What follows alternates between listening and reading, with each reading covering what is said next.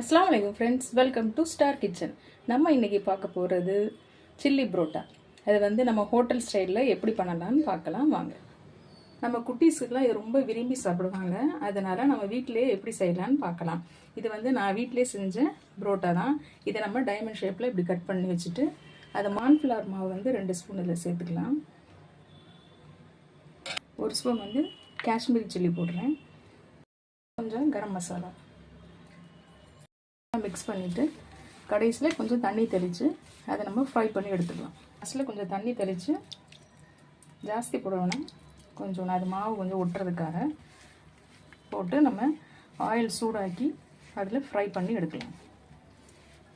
இது நம்ம ஆயிலில் போட்டு ஃப்ரை பண்ணலாம்.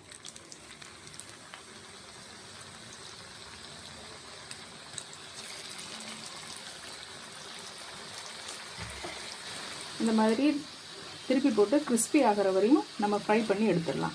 இப்போ எல்லாத்தையும் நம்ம பொரிச்சு எடுத்தாச்சு. அடுத்து ஒரு பேன் எடுத்துகிட்டு நம்ம அதே ஆயிலே போட்டு கொஞ்சம் பூண்டு மட்டும் கட் பண்ணி அதை சேர்த்துக்கலாம். ஃபஸ்ட்டு இந்த ஆனியனை க்யூப்ஸாக கட் பண்ணி வச்சுக்கலாம். இப்படி அதே மாதிரி குடமிளகாயும் இந்த மாதிரி க்யூப்ஸாக கட் பண்ணி வச்சுக்கலாம். அடுத்து வெள்ளைப்பூடு கொஞ்சம் ஃப்ரை ஆனவுடனே 3 பச்சை மிளகா, கொஞ்சம் கருவேப்பிலை சேர்த்துக்கலாம். அது வெங்காயத்தை சேர்த்துக்கலாம்.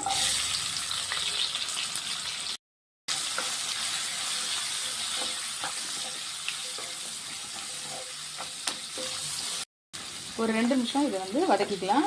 அதுக்கப்புறம் அடுத்து குடமிளகா போட்டுக்கலாம்.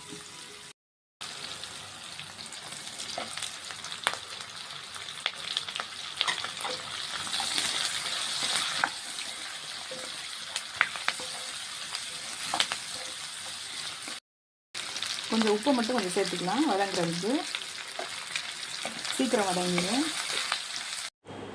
ரெட் சில்லி சாஸ் 1 ஸ்பூன் போடணும். டொமேட்டோ சாஸ் 2 ஸ்பூன் சேர்த்துக்கலாம்.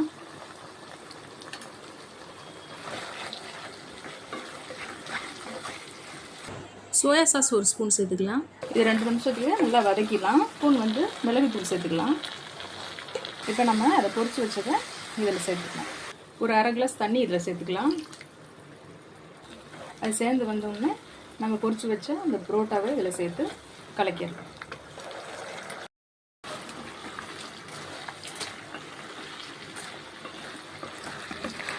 இந்த சாஸோட நல்லா சேர்ந்து கலக்கிடலாம்.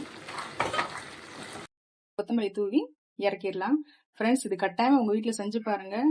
உங்கள் பிள்ளைகளுக்குலாம் ரொம்ப பிடிக்கும்.